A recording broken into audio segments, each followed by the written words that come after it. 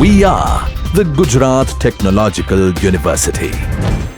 Since its inception over a decade ago, GTU has been empowering young and curating minds to realize their true potential.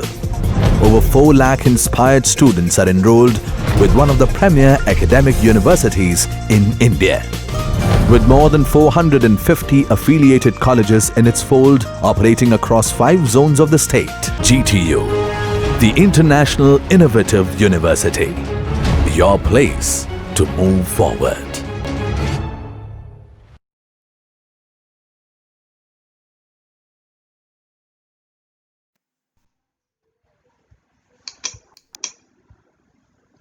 Hello,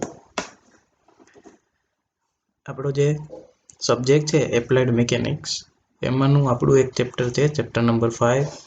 it's called friction, જેને આપણે ગુજરાતીમાં કહીએ છીએ ઘર્ષણ. તો આપણો આજનો જે ટોપિક છે એ ટોપિક છે ફ્રિક્શનની ડેફિનેશન ઓફ ફ્રિક્શન, કે ફ્રિક્શન એટલે શું થાય એ આપણે આજ તો ખાસ સમજવું છે. એન્ડ ફ્રિક્શન કઈ કઈ જગ્યાએ ઉપયોગી છે, કઈ કઈ જગ્યાએ ઉપયોગી નથી, અને ટાઈપ્સ ઓફ ફ્રિક્શન, અને ફ્રિક્શનના પ્રકાર કયા કયા છે. ઓકે, તો સૌથી પહેલા તો આપણે જોઈએ what is the meaning of friction. હવે તમને લોકોને ખ્યાલ હશે કે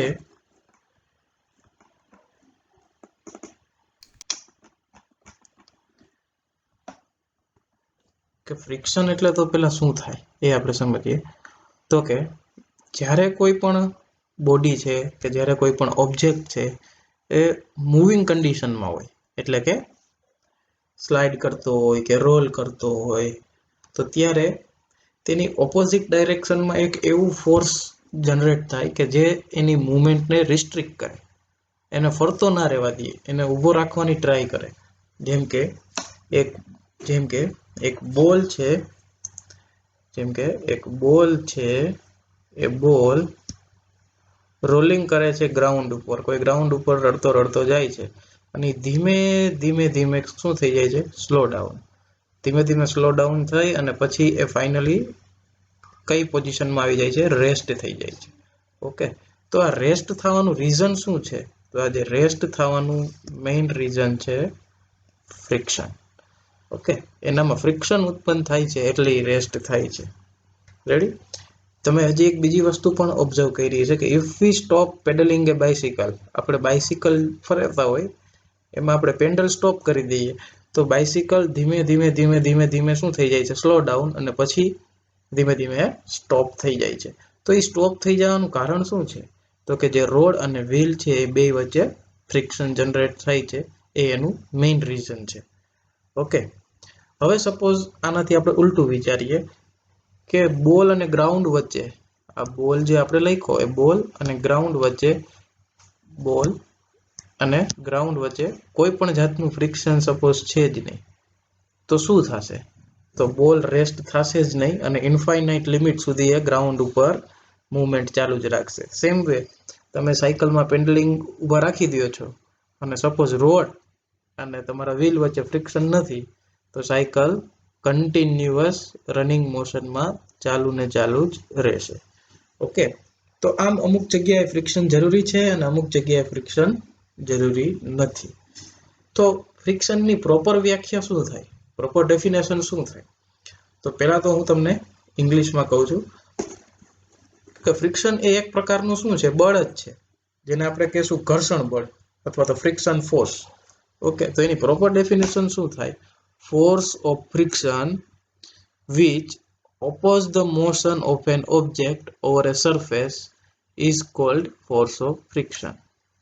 ઓકે, એટલે કે જ્યારે કોઈ પદાર્થ ગતિમાં છે ત્યારે એ ઓબ્જેક્ટ અને સરફેસ વચ્ચે જે બળ ઉત્પન્ન થાય છે, કે જે મૂવિંગ પાર્ટ એટલે કે જે ગતિમાં રહેલો પાર્ટ છે એને સ્ટોપ કરવાની ટ્રાય કરે છે, તો આ જે બળ નવું ઉત્પન્ન થયું કે જે એને સ્ટોપ કરે છે, એ બળને કહેશું આપણે force of friction. Force of friction હંમેશા કેની વચ્ચે થાય છે? તો કે between the object and the surface. Okay, ready? ખ્યાલ આવી ગયો?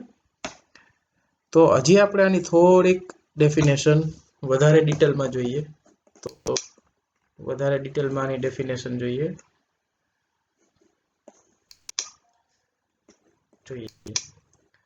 કે ફ્રિક્શન છે એ કેવી રીતે અને ક્યારે ઉત્પન્ન થાય. તો હું તમને એક આકૃતિ ડ્રો કરીને સમજાવું. સપોઝ જોઈએ કે આ એક ફ્લેટ સરફેસ છે. ફ્લેટ સરફેસ ડ્રો કરું તમને એક્ઝેક્ટલી ખ્યાલ આવે કે સપોઝ આ એક ફ્લેટ સરફેસ છે, રાઈટ? હવે આની ઉપર સપોઝ એક ઓબ્જેક્ટ આની ઉપર એક ઓબ્જેક્ટ પડેલો છે.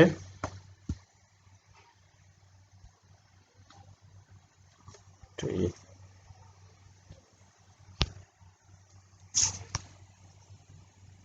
ઓકે, સપોઝ આની ઉપર એક ઓબ્જેક્ટ પડેલો છે. હવે આ ઓબ્જેક્ટ ઉપર અત્યારે કોઈ પણ જાતનું કાંઈ પણ આપણે ફોર્સ લગાડતા નથી, એટલે ઓબ્જેક્ટનું જે પોતાનું કંઈક વજન હશે, તો એ વજનના સંદર્ભમાં એનું વેઇટ ક્યાં જતું હશે? નીચેની બાજુ. W જેને આપણે કહીએ છીએ. ઓકે, એનું વેઇટ જે છે એના સેન્ટરમાંથી ક્યાં જતું હશે? નીચેની બાજુ. ઓકે, હવે શું થશે કે આ વેઇટ નીચે જાય છે તો એને કોક ઉપરની બાજુ કોઈ એવું ફોર્સ હશે કે જેને બેલેન્સ કરે છે. બેલેન્સ નહીં કરે તો આ વસ્તુ નીચે જ પડ્યા રાખશે.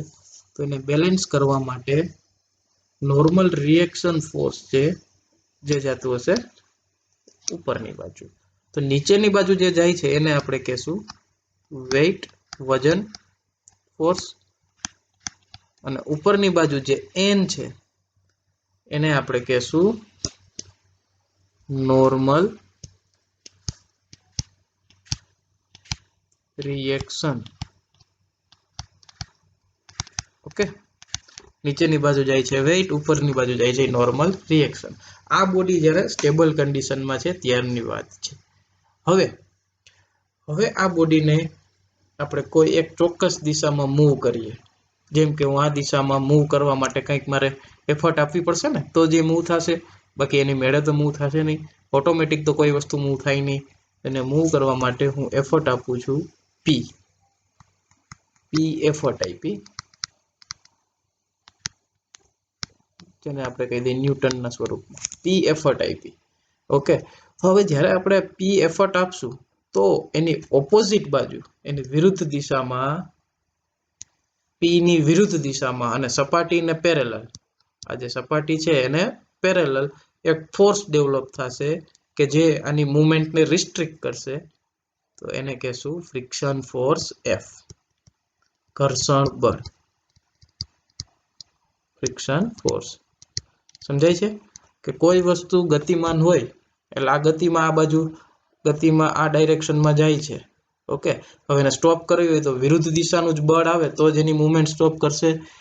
તો જે વિરુદ્ધ દિશામાં તમે જે એફર્ટ લગાડો એની વિરુદ્ધ દિશામાં જે બળ ઉત્પન્ન થયું એ બળને આપણે કહેશું ફ્રિક્શન ફોર્સ. Okay, ready? ખ્યાલ આવી ગયો?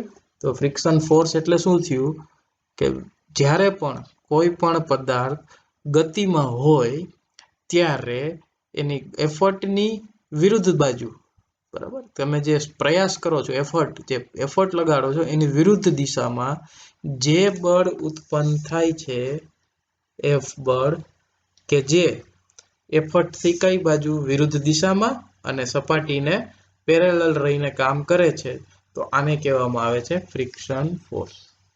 ઓકે, તો પ્રોપર વ્યાખ્યા શું થઈ કે જ્યારે પણ પ્રોપર ડેફિનેશન શું લખશો?